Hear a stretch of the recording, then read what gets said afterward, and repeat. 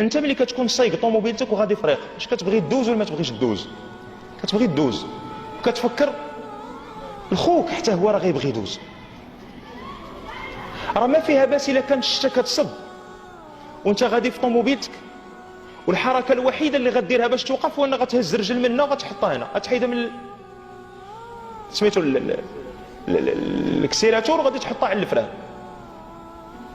هذاك السيد اللي غادي على رجليه ملي غادي يوقف راه الشتا خايطه من السماء الشريف، راعي ليه شي شويه.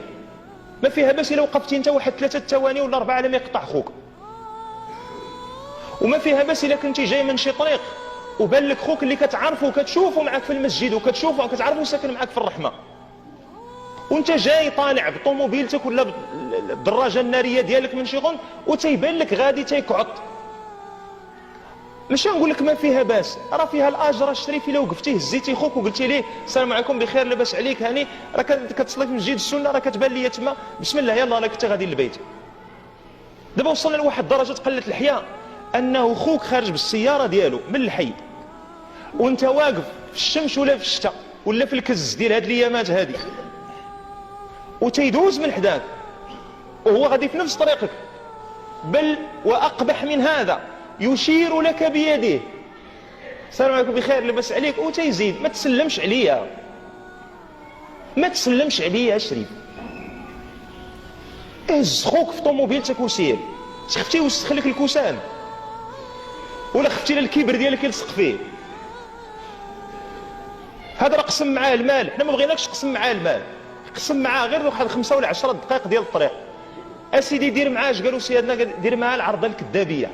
وخا تقول لي واش غادي انت عارف وغادي طريق عين السبع وانت شاد طريق حد السوالم، قول لي واش غادي لهاد الجهه يقول لك لا راه شاد طريق عين السبع، تقول له ودي ما كرهناش اسمح لنا الله يكثر خيرك، غادي تكبر في عينيه. وتحافظ على المحبه، وهذا الشيء اللي تيهمنا حنا هو انك تحافظ على المحبه بينك وبين خوك. سيادنا راه وصلنا لواحد الدرجه والله العظيم الى القلب لها كيتقطع، راه وصلنا لواحد الدرجه الى خوك واقف حداك في المسجد وحاط رجلو على رجلك وما حاملكش توقف حداه. راه قلناها الاسبوع الماضي، هذا الشيء غدا يوم القيامه تيمشي، والزرابي غدا يوم القيامه تيمشيو، وهاد التريات وهذا الشيء غدا يوم القيامه كل شيء تيمشي، والله ما كترجع منه حاجه. اللي كيبقى غادي تعاود تشوفه باذن الله عز وجل ملي تدخل للجنه هو هذاك الوجه ديال خوك هذاك اللي حداك، هو اللي طرف من الجنه كاين حداك هنا، وتفرط فيه راه عيب والله لا عيب. ها كيفاش تبنى، وحنا كلنا ما كاينش فينا، كلنا يشتاق الى ان تعود الامه الاسلاميه على اصولها، ولا بغينا نعاودوا نوقفوها على اصولها راه خصنا نرجعوا للشرب الاول المصفي، من تما منين خصنا نشربوا. اش كان سيدنا الامام مالك رحمه الله تيقول لك لن يصلح اخر هذه الامه الا بما صلح به اولها. بما صلح به اولها بهذا الشيء اللي كنهضروا عليه.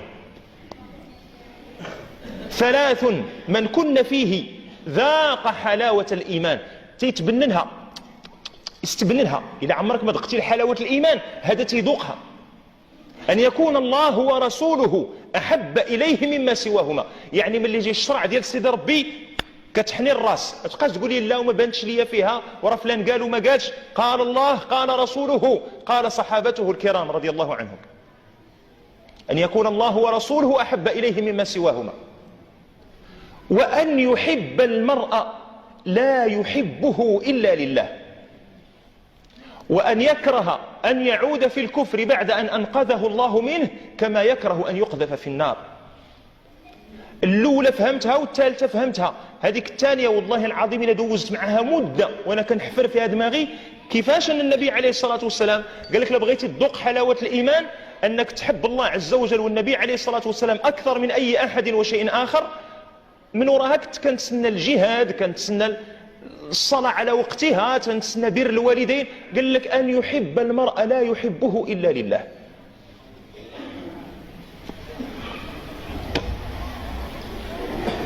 الله يصلح الحال، الله يصلح الحال. النقطة الثالثة والأخيرة إن شاء الله تعالى هو أن هذه المؤاخاة التي آخى بها النبي صلى الله عليه وسلم بين المهاجرين والأنصار ما بقاتش شعار قاله النبي عليه الصلاة والسلام في بيت المؤاخاة كانت في بيت أنس بن مالك، حتى بلغت المؤاخاة بين 90 من الأنصار والمهاجرين. هذيك المؤاخاة ما خداوهاش هضرة كيف حنا كناخذوا الهضرة في الدروس وكنمشيو كنفضوها مع الباب، لا، الصحابة خداوها طبقوها عمليا مباشرة بعد ما تلقوها من النبي عليه الصلاة والسلام. تلقوا كلام النبي عليه الصلاة والسلام بمنهاج التلقي. شنو هو منهاج التلقي؟ وأنه تتفتح ليه قلبك وكلامه تيدخل مباشرة وكتسد عليه وكتخليه يخدم. اش قال الله عز وجل على سيدنا آدم؟ فتلقى آدم من ربه كلمات فتاب عليه. راه ماشي خذا الهضرة، راه خذا الهضرة بالمعنى ديالها وخدم عليها سيدنا آدم. ملي تلقى الكلمات مباشرة قالها. اشنو قال؟ راه عندك في سورة الأعراف، هذا اللي قلنا كاينه في البقرة، قال ربنا ظلمنا أنفسنا وإن لم تغفر لنا وترحمنا لنكونن من الخاسرين. الله عز وجل من الأمور اللي قال لك هذه كتعطل المسلمين في الجنة، قال لك كاين الحور العين، وقال لك كاين نعم سيدي الماكلة، وكاين الشوا، وكاين الطير، وكاين العجب كله. ولكن من بين واحد الأمور كاين واحد الأمر جميل جدا كتلقاه في سورة الحجر، قال لك ونزعنا ما في صدورهم من غل إخوانا على سرر متقابلين. لو لم تكن للأخوة في الإسلام أهمية في الدنيا لما جعلها الله عز وجل نعيما يتنعم به في الآخرة. وادخلوا الجنة سيادنا في الدنيا بعد قبل ما ندخلوا لها إن شاء الله ليه. دخلوا الجنة هنا، كونوا إخوانا على سرر متقابلين، انزعوا ما في صدوركم من غل، أحب لأخيك ما تحب لنفسك. حب خوك، بغيه بغيه بغيه. عندك استعداد تعنق هذاك اللي حداك، انت عندك استعداد تعنق هذاك اللي حداك، نوض عنه وانت بقى تفرج في هذاك، عندك هذاك اللي حداك. سبحانك اللهم وبحمدك، اشهد ان لا اله الا انت، استغفرك واتوب اليك. وصلي اللهم على محمد وعلى اله وصحبه اجمعين، واخر دعوانا ان الحمد لله رب العالمين.